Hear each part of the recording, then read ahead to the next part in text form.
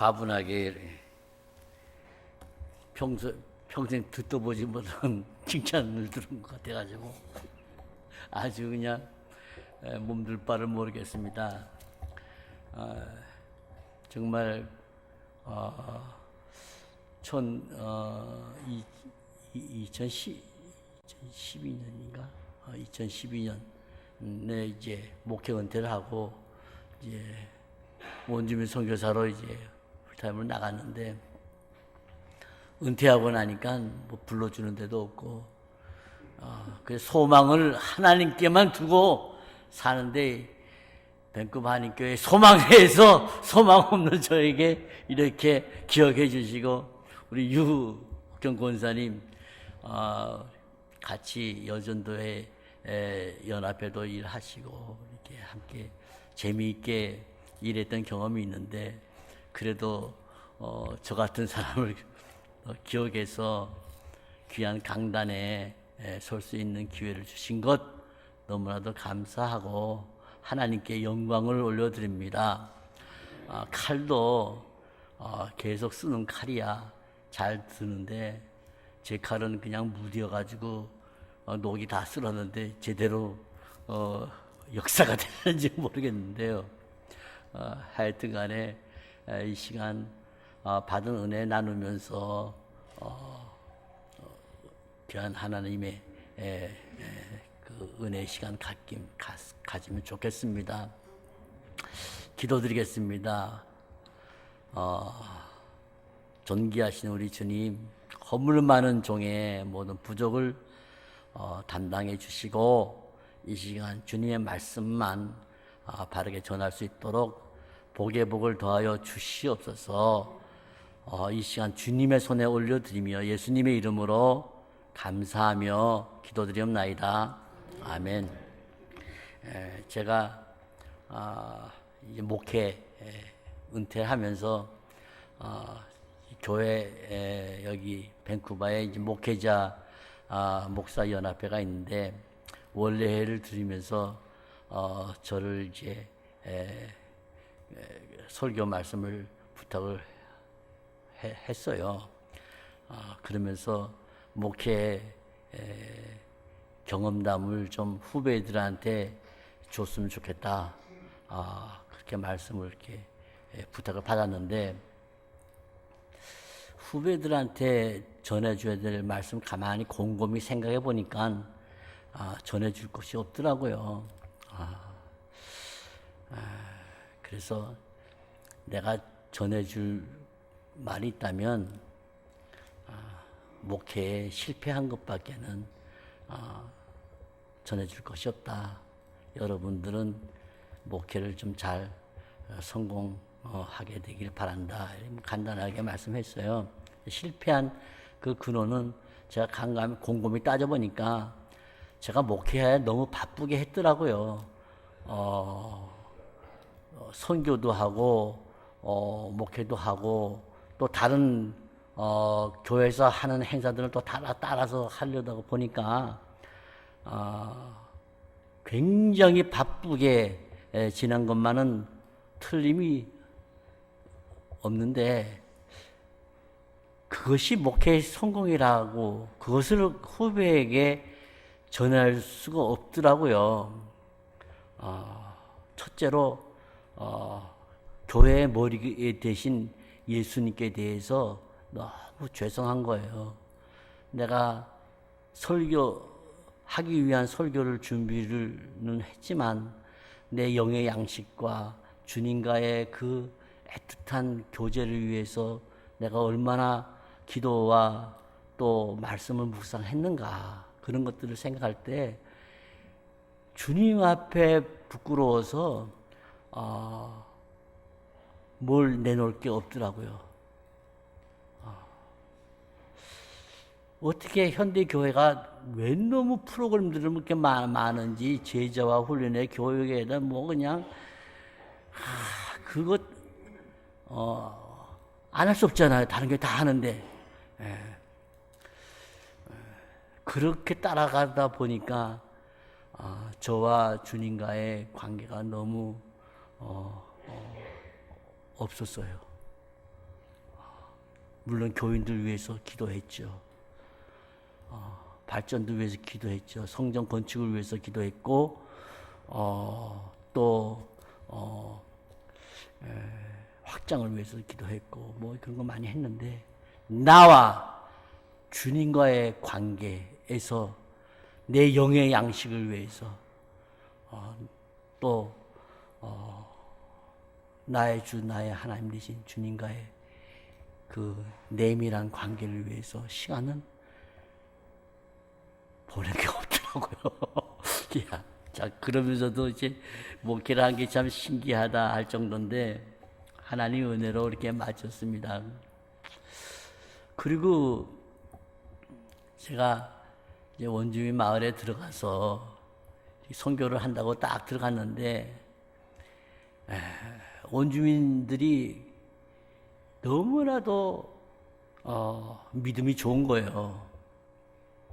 무슨 믿음이 좋냐? 그 사람들이 뭐 교회 나와서 예배드리고 찬송하고 뭐 그건 안 해요. 그런 것도 없어요. 그런데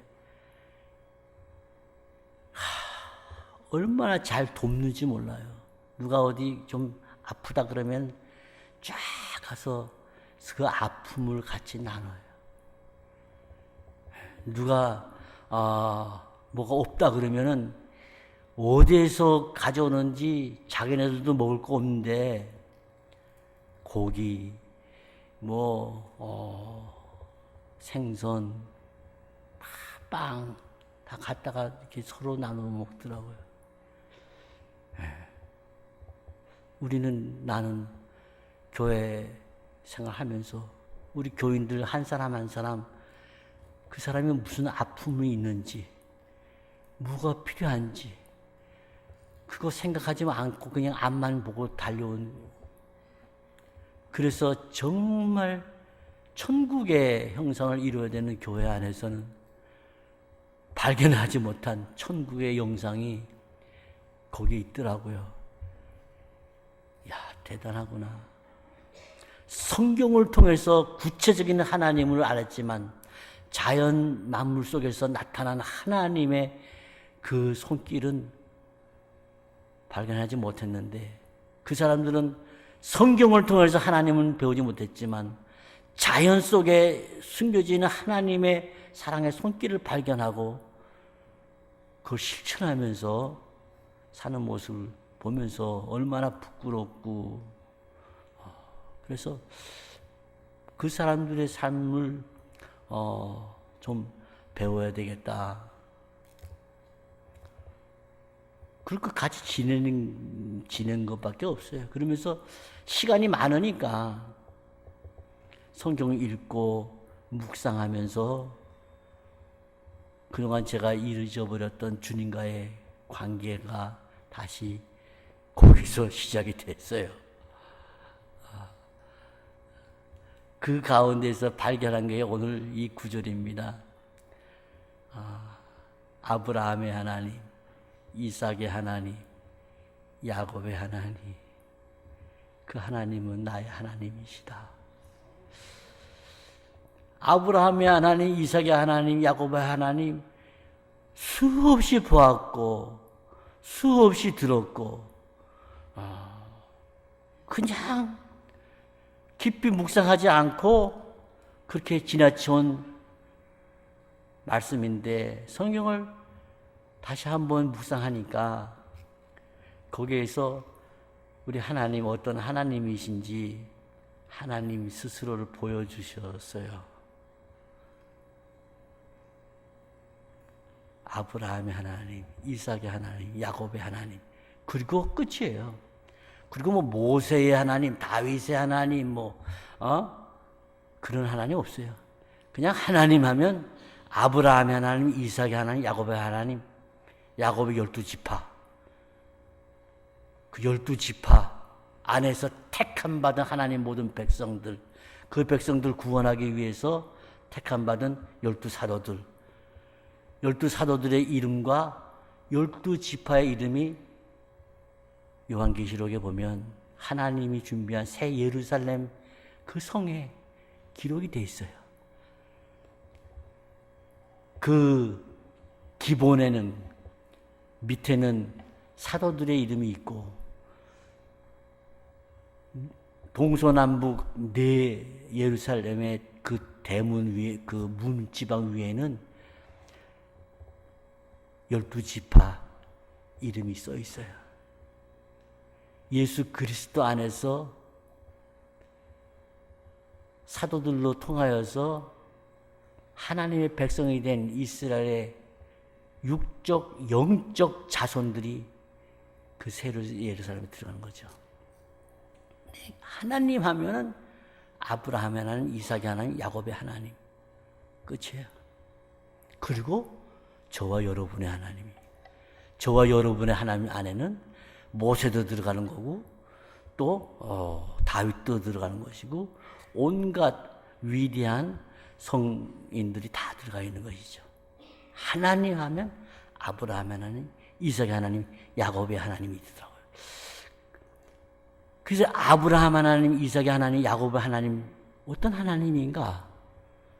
성경을 통해서 조금 더 찾아보았는데 아브라함의 생애에서 하나님 어떤 하나님으로 나타나나? 제가 목회할 때는 아브라함 하나님 설교를 많이 했어요. 그 중에서 제일 제가 강조하는 것은 둘을 강조를 해서 두 가지. 아브라함이 100세에 믿음을 가지고 아들 낳았다 이거예요.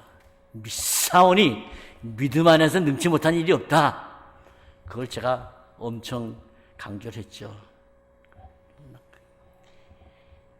믿음 가지면 우리가 육체는 다 죽어도 무에서 유가 생기는 능력 나타난다. 아멘. 그걸 많이 강조를 했어요. 맞습니다. 또 하나 강조한 것은 정말 소망 회원들한테는 그걸 강조를 했어요. 소망, 사랑. 예.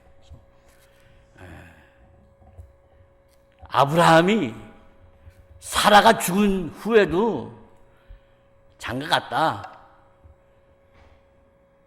그러니 우리는 하나님이 부르는 순간까지 희망을 가지고 살자. 예. 그거 강조했죠. 그래가지고 그두라하고 사라가 죽은 다음에 그두라하고 결혼했는데 그두라를 통해서 애를 얼마나 많이 낳습니까? 이삭 하나가만 아니라 아들 4명 낳잖아요. 물론 이삭 생전에 동쪽으로 다 보냈지만 그러니까 아브라함의 생애는 열정적인 그 삶의 그 열정이 넘쳤죠. 그걸 강조를 많이 했어요. 네. 제가 묵상하면서 아브라함의 생애의 최고의 그 클라이막스는 거기에 있는 게 아니라 모리아 산에서 자기 아들을 제물로 바치는데 아브라함의 생애의 클라이막스가 있더라고요. 아멘입니까? 아브라함의 생애의 최고의 클라이막스는 모리아산에서 하나님이 내 아들을 제물로 바치라 하는 그 말씀을 받고 아멘 하고 그냥 남한테 의논을 하지도 않고 그 아들에게 장작을 지워서 지게를 삼아서 산정상에 가서 그 아들을 묶어서 시퍼런 칼로 죽이려고 하는 그 장면. 거기에서 하나님이 너무너무 급해서 아브라함아 그 아들에게 손대지 말. 내가 이제야 네가 나를 경외하는 줄 알았으므로 내가 네게 진실로 복의 복을 주리라. 그 이후 아브라함의 생애는 나타나지 않아요. 몇 장 없어요. 1-2장을 끝나요. 그러나 그가 계속해서 승리의 삶을 사는 건 우리가 잘 압니다. 거기에서 발견한 하나님은 어떤 하나님인가? 아브라함의 하나님. 그 하나님은 하나님이 세상을 이처럼 사랑하사 독생자를 주셨으니 이는 누구든지 저를 믿는 자마다 멸망치 않고 영생을 얻게 하라 하심이라. 사랑하는 독생자를 저와 여러분 죄인을 위해서 주시는 하나님이 분명하게 극명하게 보여졌습니다.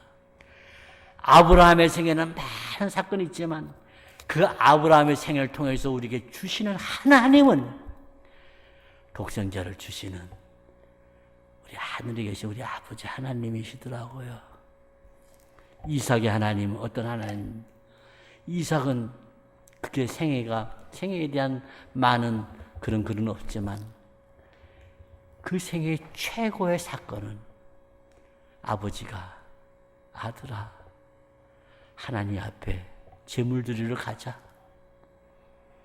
그래가지고 장작을 다 재워서 갈 때 아들이 물었습니다. 이삭이 물었습니다. 아버지, 제물에 쓸 장작도 있고 불도 있는데 제물에 쓸 제물은 어디 있나요? 하고 물었을 때 이삭은 제물이 없는 게 너무너무 이상했어요.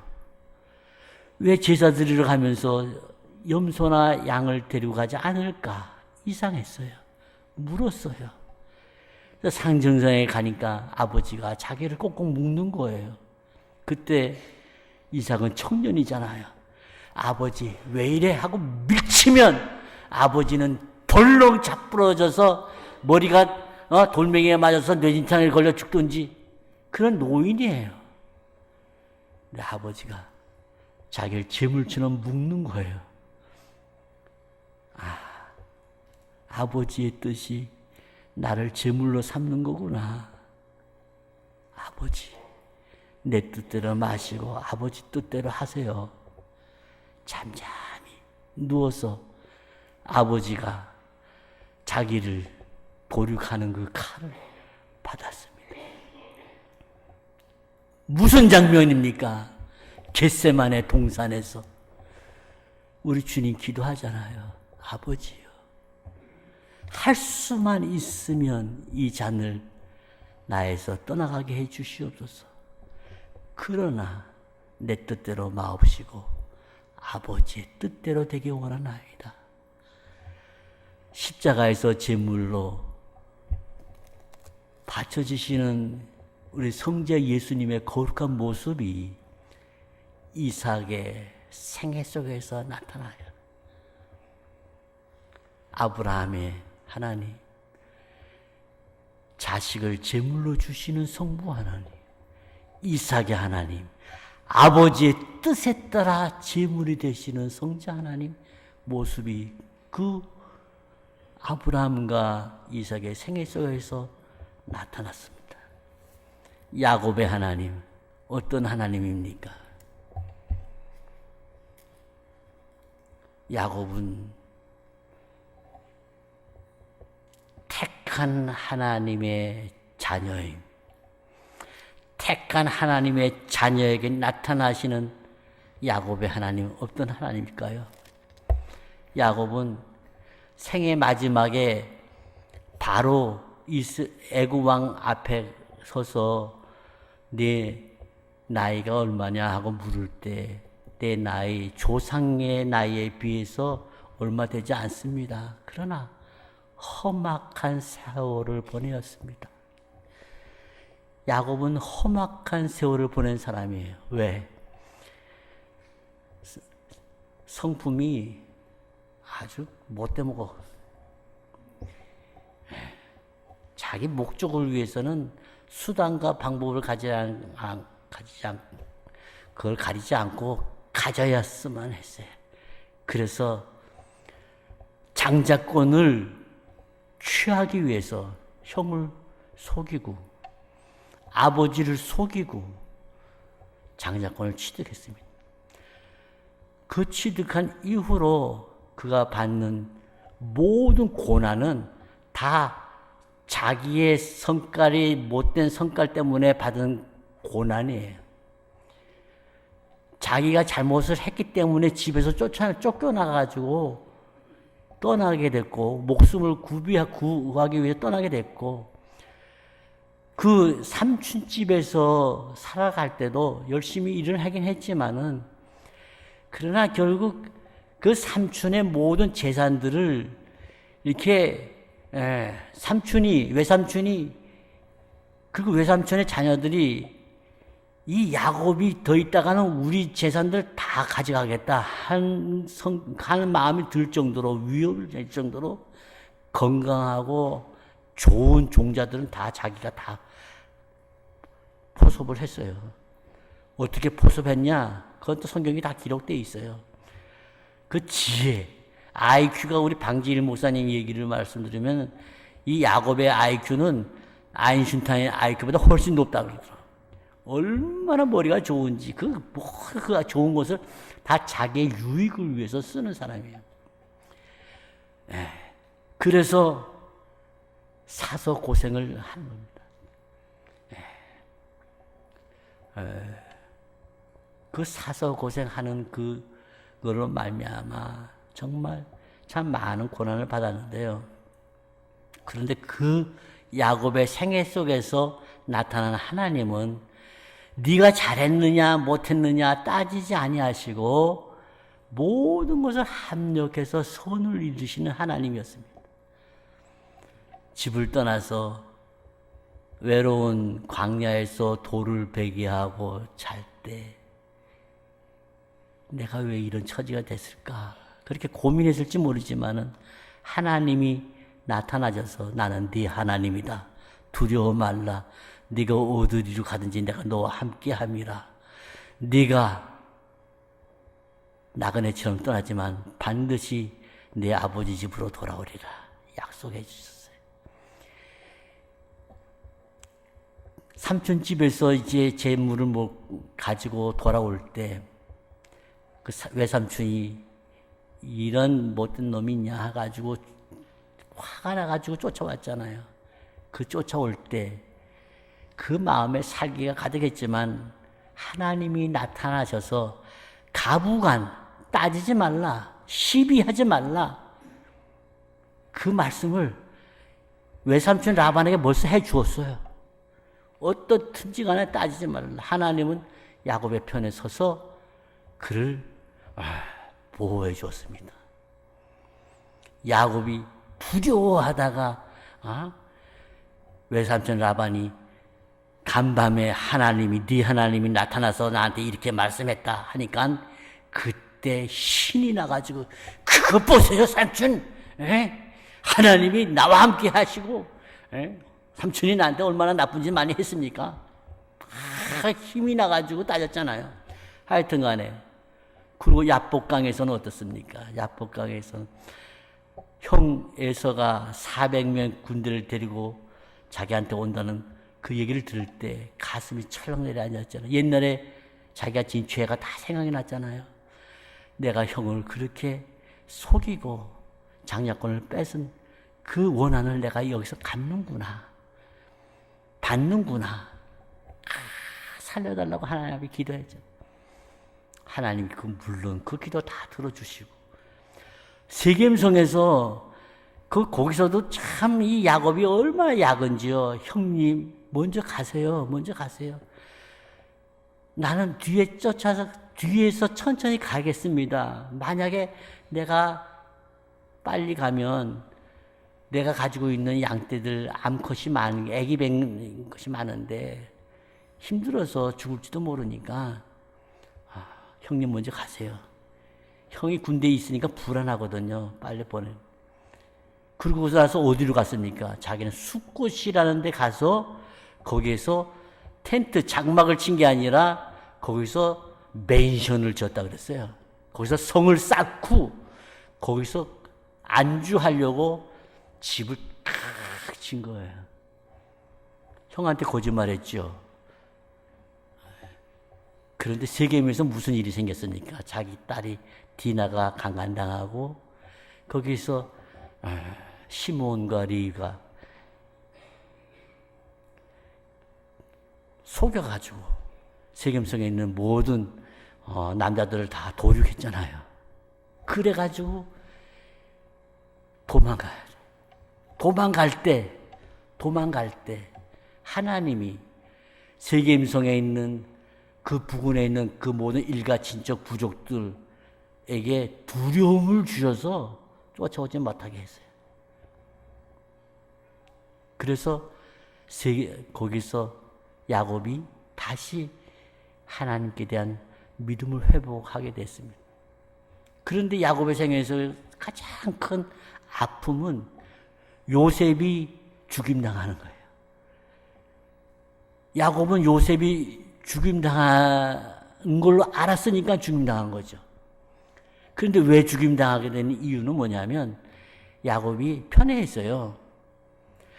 다른 아이들은 다 각종 이렇게 여러 아내에서 난 이렇게 이 요셉은 정말 사랑한 라헬에게서부터 난 아들이 있잖아요.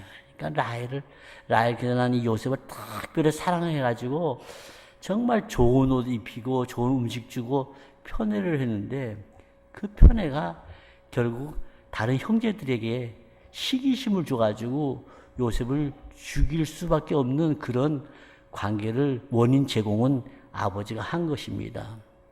그렇게 해서 요셉이 그런 이스라엘 그 애굽으로 종으로 팔리게 됐는데 하나님이 그것을 선을 또 만드셨잖아요. 애굽에 가서 국무총리가 되게 하셨단 말이죠. 하여튼 간에 야곱의 생애에서 나타난 하나님은 어떤 하나님이냐? 로마서 8장에 보면 하나님을 사랑하는 자, 곧 그 뜻대로 부르심을 입은 자들에게는 모든 것이 합력하여 선을 이루신다는 말씀이 있죠. 있습니까? 없습니까? 하나님을 사랑하는 자, 우리가 제일 좋아하는 말씀이잖아요. 하나님을 사랑하는 자, 곧 그 뜻대로 부르심을 입은 자들에게는 모든 것이 합력하여 선을 이룬다. 우리 제일 좋아하는 구절이잖아요. 어려울 때마다, 내가 실패할 때마다 이 구절을 가지고 우리 힘을 얻잖아요. 이것이 합력해서 선을 이룰 것이다. 그런데 어떻게 선을 이루십니까? 보면 로마서 8장 28절 전에 27절에 무슨 말씀을 있냐면 26절, 27절 다 같은 말씀입니다. 이와 같이 성령도 우리의 연약함을 도우시나니 우리는 마땅히 기도할 바를 알지 못하나 오직 성령이 말할 수 없는 탄식으로 우리를 위하여 친히 간구하시느니라. 마음을 살피시는 이가 성령의 생각을 아시나니 이는 성령이 하나님의 뜻대로 성도를 위해서 간구하심이니라. 우리가 우리의 육신의 요구에 따라서 마땅히 해야 될 일을 하지 못할 때가 너무너무 많은 거예요. 우리가 잘못해요. 실패해요. 그런데 잘못하고 실패할 때마다 성령님께서 말할 수 없는 탄식으로 우리 실패를 받으시고 하나님의 뜻으로 만들어주세요. 그래서 하나님을 사랑하는 자, 곧 그 뜻대로 부르심을 입은 자들에게 모든 것이 합력해서 선을 이룬다. 이 말씀은 성령 하나님께서 우리의 연약함을 체휼하시고 우리의 잘못을 그가 바르게 더 선하게 이끌어 주시기 때문에 그와 같은 일이 생기시는 줄을 믿으시기 바랍니다. 야곱의 하나님 어떤 하나님이냐? 우리와 함께 하셔서 우리의 연약함을 담당해 주시고 우리에게 새로운 힘을 주셔서 새로운 길 가게 하시고 우리를 부르시고 영화롭게 하시고 더 그리스도의 온전함으로 자라게 하시는 성령 하나님의 모습이 야곱의 하나님 속에 나타나는 것입니다. 아멘. 아브라함의 하나님, 이삭의 하나님, 야곱의 하나님, 그리고 그 하나님은 나의 하나님이십니다.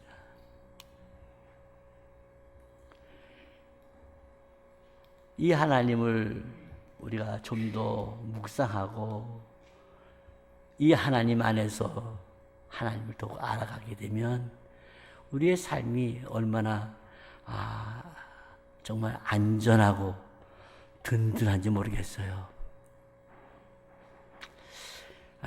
저는 그 교회를 사임하면서 참 난 모든 것을 다 이제 내려놓는구나. 내 인생은 마지막이다.